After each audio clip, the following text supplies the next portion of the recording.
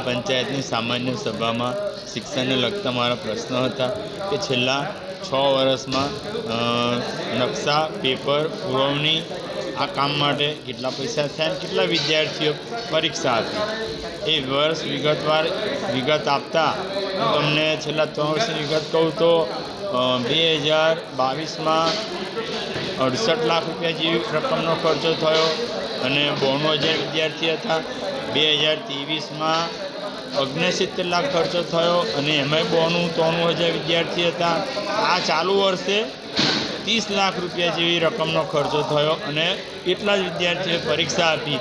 તો આજે આ જે રકમનો ડિફરન્સ આવે 38 લાખ રૂપિયાનો ડિફરન્સ આવ્યો છે કે પ્રજાના ટેક્સના પૈસાનો ક્યાંક વેડફાટ થયો હોય, ક્યાંક ભ્રષ્ટાચાર થયો હોય એવી કંઈક બહુ આવી રહી છે। એટલે એ કામમાં જિલ્લા વિકાસ અધિકારીએ બાંયધરી આપી છે કે કાયદેસર જે કસૂરવારો છે એની પર શિક્ષાત્મક પગલાં લેવામાં આવશે। ખાસ તો જિલ્લા પંચાયતમાં અમે અસંખ્ય પ્રશ્નો પૂછેલા હતા અને એ જે બધા પ્રશ્નો હતા કે વડોદરા જિલ્લામાં જે પ્રાથમિક શાળાઓ છે એ ખૂબ જર્જરિત છે અને એના જવાબમાં લખ્યું છે કે ભાઈ 250 સ્કૂલો જર્જરિત છે અને બાળકો ત્યાં અભ્યાસ કરી રહ્યા છે અને દરેક સ્કૂલોમાં જિલ્લામાં 600થી ઉપરના શિક્ષકોની ઘટ છે। તેમ છતાં પણ આ સરકારનું પાણી પેટમાંથી હલતું નથી અને શિક્ષકોની ભરતી થતી નથી। એના કારણે પ્રાથમિક શિક્ષણ જે છે એ ખૂબ બગડી રહ્યું છે। પ્રાઇવેટ સ્કૂલો જે છે એ ફળી ફૂલી રહી છે।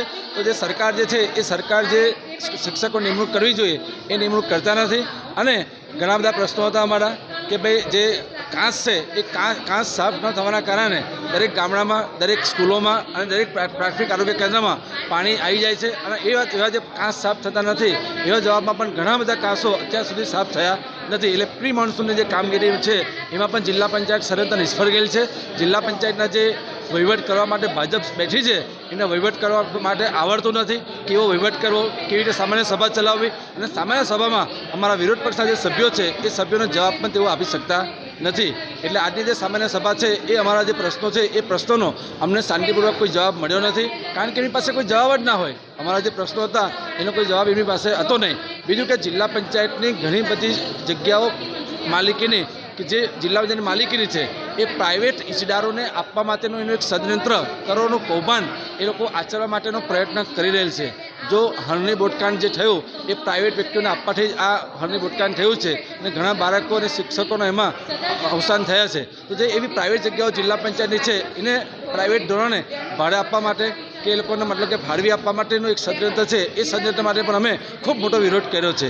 અને આ જે જિલ્લા પંચાયતની સામાન્ય સભા હતી એ સામાન્ય સભામાં અમે જે જિલ્લાનો કોઈ વિકાસ થતો નથી અને આરોગ્ય શાખા હોય કે શિક્ષણ શાખા હોય, સિંચાઈ હોય, બરાબર છે, એ જે ઘણી જે શાખાઓ છે એ સર્વત્ર નિષ્ફળ ગઈ છે અને જિલ્લા પંચાયતનો જે વિકાસ છે એ વિકાસ રૂઢાઈ ગયો છે અને જે ટેક્સના જે પૈસા છે એ ટેક્સના પૈસા આપણે ખર્ચીએ છીએ પણ એ જિલ્લા પંચાયત જિલ્લાના નાગરિકો છે એ નાગરિકો પાસે વાપરવામાં આવતા નથી।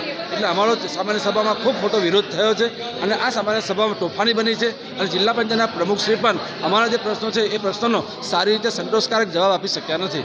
જે શાસક પક્ષના સભ્યો છે અધિકારીઓને બચાવી રહ્યા છે માનો એટલા માટે કે જે ભાજપ સરકાર પોતે નિષ્ફળ ગઈ છે અને શાસક પક્ષના જે સભ્યો છે એ એમની સરકારના બચાવ માટે ઊભા થઈ જાય છે અને એ જે બચાવ માટે ઊભા થાય છે અને એ જે રજૂઆત કરે છે એમને બોલવાનો કોઈ અધિકાર ના હોય તેમ છતાં અધિકારીને છાવરવા માટે તેઓ ઊભા થઈ જાય છે અને એના માટે પણ અમને ખૂબ દુઃખદ ઘટના છે કે ભાઈ સરકારનું જે કામગીરી છે એ કામગીરીમાં અસંતોષ હોય અને એવા સમયે વિરોધ પક્ષના જે સભ્યો છે એ સભ્યો ખોટી રીતે ઊભા થઈ જાય છે।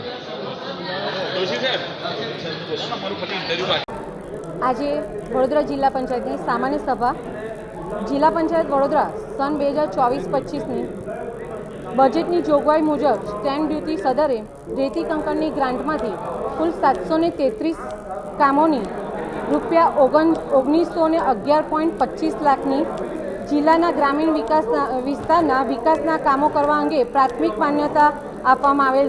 તે પૈકી આજે 514 કામો જેની કિંમત 1491.25 લાખ વિકાસના કામોને વહીવટી મંજૂરી આપવામાં આવેલ છે। 15મા નાના પંચ અંતર્ગત વર્ષ 2024-25ના 10% જિલ્લા કક્ષાના વિકાસ કમિશનરની કચેરી ગાંધીનગર તરફથી બહાલી થઈને આવેલ કુલ 92 કામો પૈકી 68 કામો 380 લાખના વિકાસના કામોને આજે વહીવટી મંજૂરી આપવામાં આવેલ છે। તેમજ જિલ્લા પંચાયતના બિલ્ડિંગમાં VIP વિંગમાં પ્રથમ માળે જિલ્લા પંચાયત વડોદરાના મહિલા સદસ્યશ્રીઓ તેમજ અધિકારીશ્રી તેમજ મહિલા કર્મચારીઓ માટે ઘોડિયાઘર અને મહિલા રૂમની આજે રૂમ બનાવવા માટે ઠરાવ કરવામાં આવેલ છે. વડોદરા જિલ્લા ગ્રામ્ય વિકાસ એજન્સી અંતર્ગત વર્ષ 2024-25નું મનરેગાનું જિલ્લા લેબર બજેટને મંજૂર કરવામાં આવેલ છે.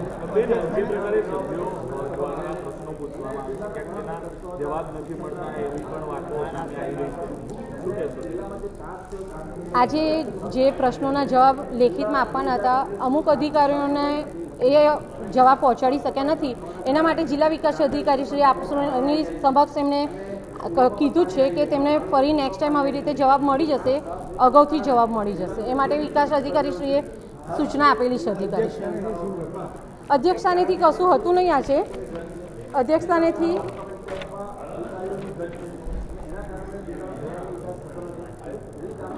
સ્વભંડોળને સ્ટેમ્પ ડ્યુટીની ગ્રાન્ટમાંથી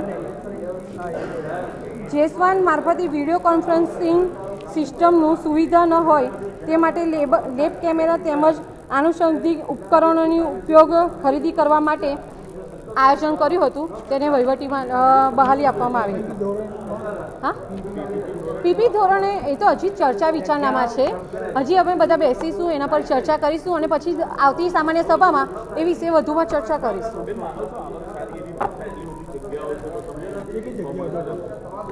જિલ્લા પંચાયત હસ્તકની સરકારશ્રી તરફની ઘણી બધી જગ્યાઓ છે. અમારા ધ્યાનમાં 2-4 જગ્યાઓ આવી છે જેમાં અમે વિચારી રહ્યા છીએ. અમે દરેક સભ્યશ્રીનું માર્ગદર્શન લઈશું અને PP ધોરણે આગળની કાર્યવાહી કરીશું, જેનાથી આપણી આવકને થોડોક વધારો થાય, આવક સ્ત્રોત વધે. ચાલો.